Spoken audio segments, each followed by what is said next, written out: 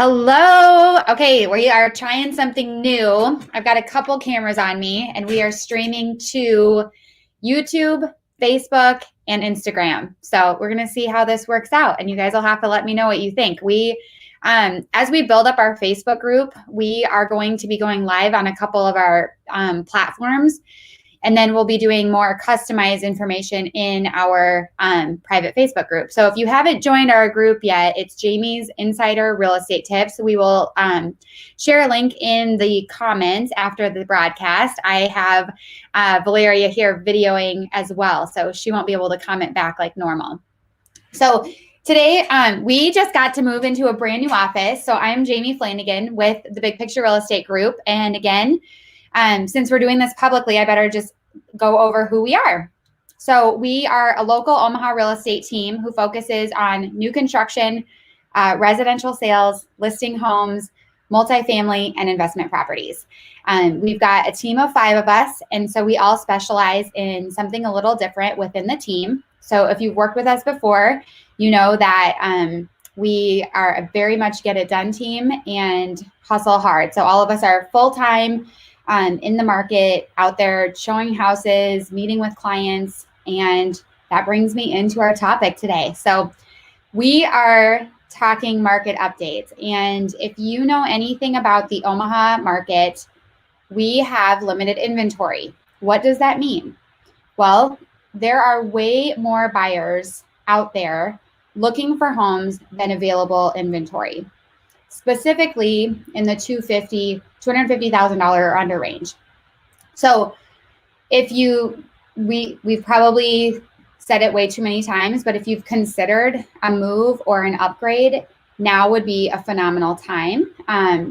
However, even in the higher prices, there's limited inventory, but there's new construction out there. So if you thought about upgrading your home, this is an excellent time to do so, because you're going to max out your current home's value. So you sell that home, and then being able to upgrade at a phenomenal interest rate, you're going to be able to max out what you can actually get for your money. So it's a really awesome, perfect storm, and which is creating lots and lots of competition in the market. We had talked to, Steph's out showing, Darren's out showing, and one of the properties that got over the weekend that we were showing had 100 showings and 34 offers. That's insane, you guys. So we just listed a $225,000 Millard cul-de-sac home, and I put it live maybe a couple hours ago, and my email's been blowing up with showings. So the market is hot, hot, hot, and it's amazing, because I always say January and February, my very favorite months as a real estate agent, and I try not to take any vacation time during January and February, and it's proven the same. In fact, it's even stronger. We've got more buyers in the market right now. Something else that we want to address is that there are more first-time home buyers in the market than there have ever been, and there's about to be more first-time home buyers. So when you look at the population, there's a pretty hefty group of people that are getting to the age that they're going to start purchasing their first home. And so inventory being low already, people ask about like a bubble. Is it going to burst? Are we in another housing bubble? And Brad Flanagan, our preferred lender, pulled some really cool stats recently and was going through them with me.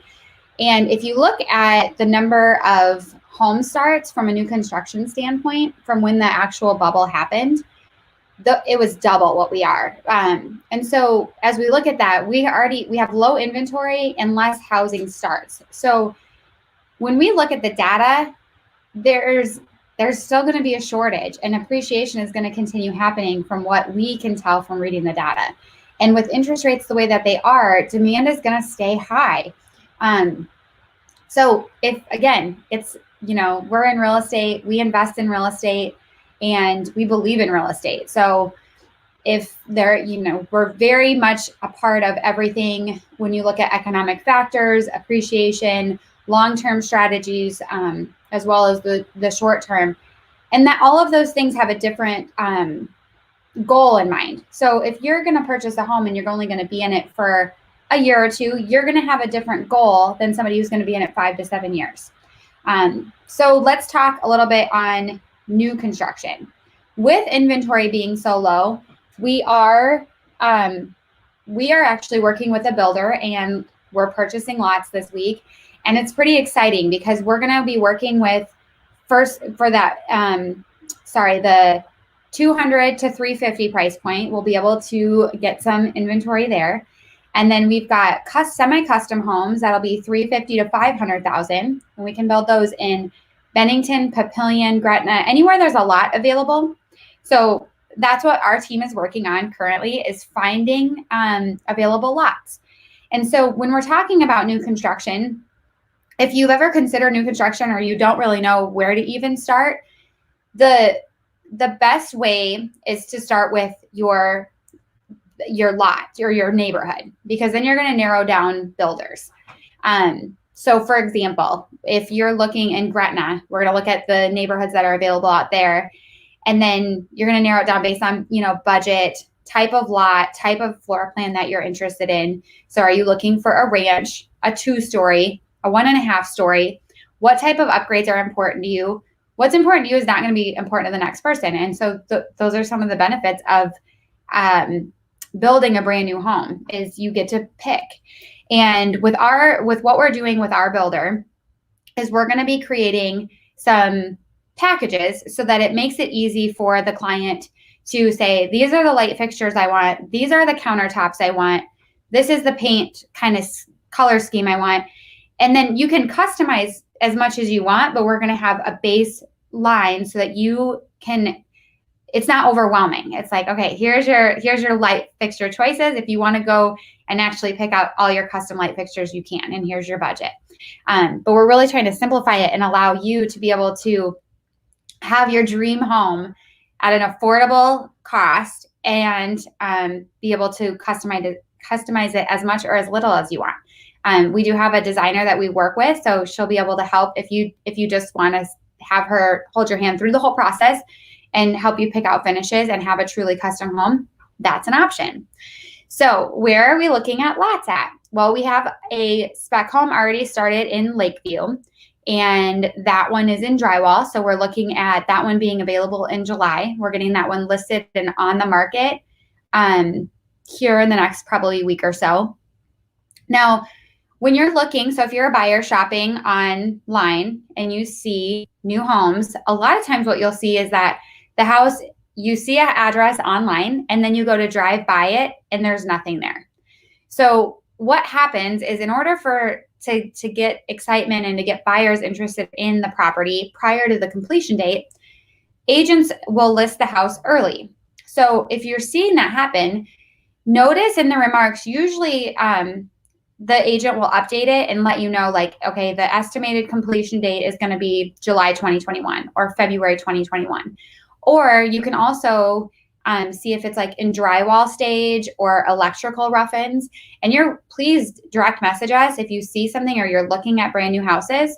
Send us if there's stuff that you see and you have a question about, where it's at in the construction process. We can definitely answer that for you. And so it's that way you understand the process as well. When you're starting to talk to builders or agents, you just have a little bit of knowledge behind you. Knowledge is power. And so going through kind of the new construction process, as I mentioned, the first step you're going to do is kind of narrow down neighborhoods and budget. And so from there, we want to know, okay, in this neighborhood, here's the lot sizes and here's what we have to work with. Now, here are the floor plans that are going to work with that. Now, if you're more tied to a floor plan than you are a neighborhood, you're going to want to pick your floor plan first and then look at lots that will fit that floor plan. Again, these are all things that we can sit down and do a face-to-face meeting with, sit down with blueprints, sit down with lot lists. We've got maps here at the office. And we want to help you basically say, all right, you're looking for a 2-story home and you want to be in Papillion. Here's the 6 lots that'll work. And here's the builders that I would recommend interviewing with. And so we've got the lot and the floor plan. And then from there, you'll work with the builder to pick out your finishes not finishes, your the construction part of it. So you're going to look at blueprints. Okay, I want my house right when I walk in. I want to have a beautiful front office, but I want it to be open with either, I want to have French doors, whatever. So we would put that all in the blueprints. Now, once you have like the blueprints done and the beef of the walls and where the doors are going to go and where the electrical is going to go and all of that, then we're going to send that off. We're going to send that in to the city and they're going to permit it. Now, some builders require you to pick all your finishes prior to that, and some builders allow you to do it after. The way that we're going to be working this is we would pick out the floor plan and then go through that process. And then while it's at the city and you've got 4 to 6 weeks to wait while they approve the permits, we can go through the process of picking out finishes, countertops, paint colors, bathroom fixtures, light fixtures, all of that. So we do that with you through the whole process. Okay, so after that, now, if you have a home to sell, this is a good time while it's at permit to start having the discussions. Initially, when you start looking, you should have a market analysis done so you know approximately what your equity is going to be. But there's not a huge rush because building a home, you're going to have 9 to 12 months of time to get the home prepared. And that is a huge benefit of building too. So because you can choose when you put your house on the market according to when the market's going to be hot in your neighborhood. So for example, if I meet with a brand new client right now, I would say, okay, February and June are really good months to list, in my opinion. I've always had really good luck in those months with people who have, who are building a new home. And so we would say, okay, so based on, we signed contract with the builder today. Let's plan on putting your house on the market in June. Now you've got 4 months to get your house ready. We can get handyman work done, new carpet if we need it, paint touch-ups if we need it. So your house, you get the most out of it when you go to actually list your home in June or whenever month. Right now, no matter when you list your house, it's going to be a great time because of the market being so active. And as the market changes, this video content is relative today. So as the market shifts at all, then we'll want to readdress that. And different months might show stronger, or depending on your school, like if you're in a neighborhood that people move specifically for the schools, well, then, a large family moving in is probably going to be coordinating multiple schedules, and they're probably going to be working around when school gets out. So those are all things to consider. Okay, so you've now picked a lot, you've picked a floor plan, we've started working on finishes, and we're getting your house prepared to sell. So now the actual building process. Your builder is going to be, depending on what builder you go through, is going to be how involved they are with you. So typically you're going to get updates whenever something major happens, or, as things progress. So framing, we dig the foundation, we're framing the house. Now we're putting drywall up. And so all of those stages will be a notification to you to say, hey, your home is in this stage. And those are also determining factors of like, okay, based on where we're at now, this is when you should move in approximately. And usually, in the very beginning, like our builder can get a house fully done within 6 to 8 months. So some builders, and if you're building a very custom home, that timeline is going to change.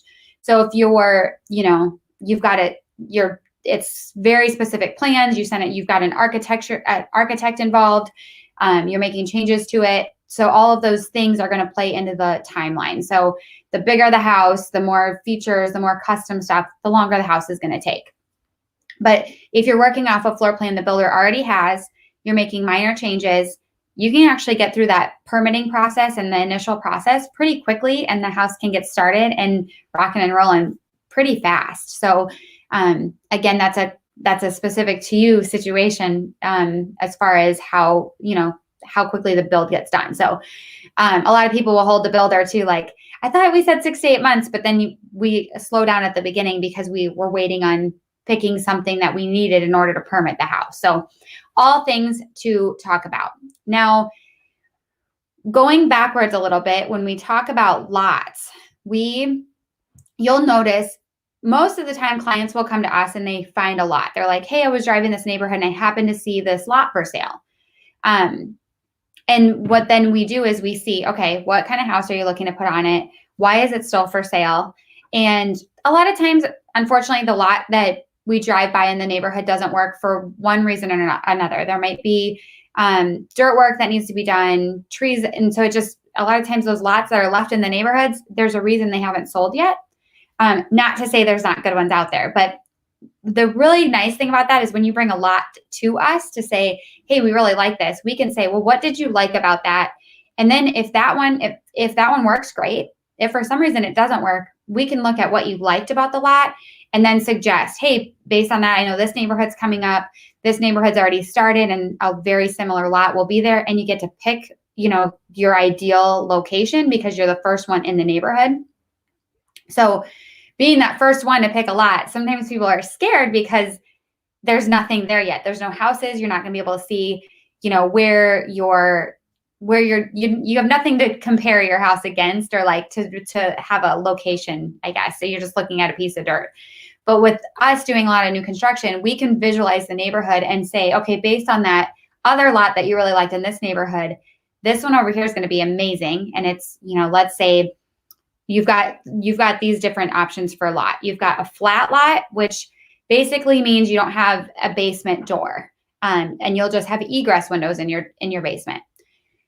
If you have a daylight lot, you're going to basically, your window wells are level with the ground in the backyard. And so you have a lot of daylight coming in, but you don't have an actual door in the basement. And then you have a walkout lot, which that's where you have a deck on the main floor. And then underneath, you're going to have an actual walkout door to the backyard. And what people prefer kind of changes. That's another thing that changes as the years come and go, because when I first started in new construction, a lot of people wanted the flat lot. They felt that the flat lot was a more secure. They didn't want their kids to run out of the walkout or whatever, or it was just, they felt more secure. Whereas now I'm seeing more people are actually going to the walkout. So I think, what happens is people move in and then there's feedback and it's like, oh, I wish we had a walkout so we could grill outside or whatever it is. And then the trends change back to kind of goes back and forth. And so right now I'm seeing more people requesting walkout lots than flat lots. Again, that could change anytime, and it could be just my clients specifically. And there's a lot of neighborhoods. So when you are building in a brand new neighborhood that doesn't have a lot of other houses yet, you can pick, I want a walkout that faces west. I want trees in my backyard. You get to pick all those things because the neighborhood's brand new. And so you have first dibs on those lots. So from there, we can say, okay, based on that, because we were more specific about what we wanted in our land than we were about the house. Now, here's what'll fit. So the lot is this size, and this ranch floor plan, this 1.5 story and this 2 story will fit. And then we can start building out your dream house. And you can say, okay, I want the master or the primary bedroom on the main floor, and I want the other bedrooms upstairs, or I need an office on the main. And we can start working with the floor plans that we have to create your dream home. And then it just, again, like I already went over, it progresses from there. So the other thing about building in this market is that with the way the competitiveness is, like if you're out looking at existing homes right now, you are competing most likely against lots of other buyers who are also looking at those same exact houses. So if there's one house and 34 offers, only one person can move into it. So that's when going back to the new construction route actually can be a huge win for people because of that. So the other benefit when I was talking about that is it's really hard to get a home sale contingency accepted on an existing home right now, because if a seller has 34 offers to pick from, why would they pick the offer that has a home sale contingency? So if you do have a home to sell to move into the next one, building a new home is a very viable option, because the builders that's a normal thing for them to accept, is a home sale contingency. They know we have lots of time to get it on the market. Now, different builders may require different deposit structures if you have a home to sell. And those are all things that we would evaluate as we're getting into the weeds with the different builders. Is, okay, this builder's requiring a $5,000 deposit on a home sale contingency. This one's requiring $10,000. And do you have that? Does it work within the budget? And we can get there's ways to get creative on that as well. And definitely when you're as you're going through that process, working with your lender hand in hand and seeing what they recommend. Because sometimes tying up $10,000, it's not possible. And some people, that's no problem. So it's just really having those conversations financially and making sure that it's going to be a realistic expectation and a comfortable situation for you to move forward throughout that. So, okay, so we've got the benefit to new construction is you're not competing. Although Mandy at EXP just told me she competed on a spec home. So a spec home is a builder started a home to sell it as a pre-done home. And there was multiple offers on what was just a foundation. So the market is freaking nuts. But in theory, if you're going and building custom house and you're picking your lot, you're not going to be in a bidding war, and you're going to be able to most likely do a home sale contingency. Okay, so the next benefit to building a brand new home in Omaha, in Douglas and Sarpy County, our taxes are really funky. We pay taxes in arrears. So what that means is we're paying taxes on the year prior. So if we build a home in 2021, you're paying taxes on what was on that land in 2020. So if you think about that, there was no house there. So the value of the land is, let's say it's a $40,000 or $50,000 lot. You're only paying taxes on that land for about 12 to 18 months. So your savings, depending on the neighborhood, your savings could be anywhere from $7,500 to $12,000 on a brand new home for that initial 12 to 18 months, because we're paying taxes on what was there before. Now, I'm trying to think of what I was going to bring up about the taxes. You will be in an SID, so a sanitary improvement district, and a lot of people know what that is if they've built a home before. But a sanitary improvement district is how we pay for the streets, the street lights, and the neighborhood, not amenities, but like the street lights and stuff. So your taxes initially in a brand new house are a little higher once they do get assessed. In my opinion, it kind of works itself out because you pay higher taxes when it finally gets assessed, but you save for that, 10 to, or that 12 to 18 months initially. So that's a huge benefit for people. As far as right out the bat, your closing costs are lower, because if you're building or buying an existing home, your closing costs are going to consist of 6 to 8 months of taxes, 6 to 8 months of homeowners insurance, whereas a new construction, their taxes, you're basing it on a lower tax bill. So your your actual cash to close is much lower on a brand new home here. And that's specific to Douglas and Sarpy County because of the being billed in arrears. I have a question. Yeah. Someone asked, what are the average annual property taxes on an average new build? On an average new build, if you're looking in like the Papillion Bennington area, you're looking at about a 2.8% rate. Now, generally speaking, again, this is going to be specific. I would say if they would be willing to private message us maybe what neighborhood they're looking at, I can definitely get more specific on it because we can pull that up. But, what we were seeing before is if you're built a $400,000 house and it's assessed at 410, you're paying that 2.8 on 410, not on the actual purchase price. So it's going to depend on what the city actually assesses your house at, and then it's going to be that 2.8% of that.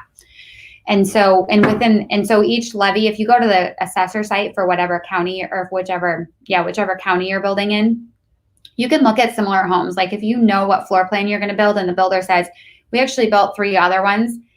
The way that we do it is we actually go on to the assessor site and I just pull a list of all the other comparable homes. So if somebody built, I'm just going to use the home company, for example, because I pulled those recently a lot, but they're building an Edison with the home company in Anchor Point. Well, I would just go pull 3 other Edisons in Anchor Point and see what that one was assessed at, and you'll have a really good idea of what that's going to be. Does that hopefully answers it? And so, we were talking, so tax benefit, warranties. So warranties, generally speaking, you're going to have everything warranty for a year. And then you're going to have specific warranties based on the builder. So some builders will offer a 10-year dry basement warranty. Some will offer the roof warranties. It's all going to be dependent on the builder as well as the subcontractors that worked on the house. And so those are things that we can help you analyze is, okay, let's make sure that everyone who's working on your house is reputable, and what are their warranties look like? Are we going to have problems if you have something come up after closing? Are we going to have a hard time getting a hold of this vendor to come back out and actually come good on their warranty? So all things that are very good to address and have somebody on your side. So if you're considering building a new home, and I would highly encourage having an agent who works in the new construction world help you, because they're going to have a lot of knowledge that's just super helpful. Because you go build with so-and-so who's never built a house before, and they say you're going to have all these warranties, but they go out of business next year. Well, didn't really get you anywhere. So, finding a reputable builder with reputable subcontractors is going to be so key. And there are so many great builders here in Omaha. So, let me think if there's any other kind of thoughts I have before we log off today. If there's any questions, I'm happy to answer any questions. Again, this was a new way that we did this. We streamed on multiple platforms. So we'll see kind of after today how this goes and where people like to see the content. But we're going to be always live in Jamie's Insider Real Estate group. So if you're not a part of that Insider Real Estate Tips, if you're not in that Facebook group yet, go ahead and request, and then you'll see our Facebook Lives every single week on Wednesday, because we may not always go live on multiple platforms. We like to have a little bit more private settings so people can ask questions within the group, feel comfortable, and then we answer any and all of them. So let me think what else. So we've got some lots coming up. Again, as I mentioned, Lakeview, Sumter.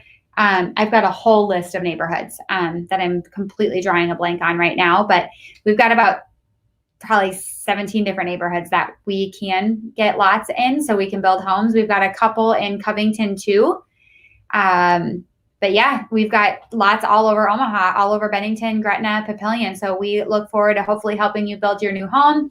I will share a couple links to some builds we've helped people with in the past so you can see our work, and definitely reach out for more information. We look forward to connecting. So I'm Jamie Flanagan. Thank you so much for watching today.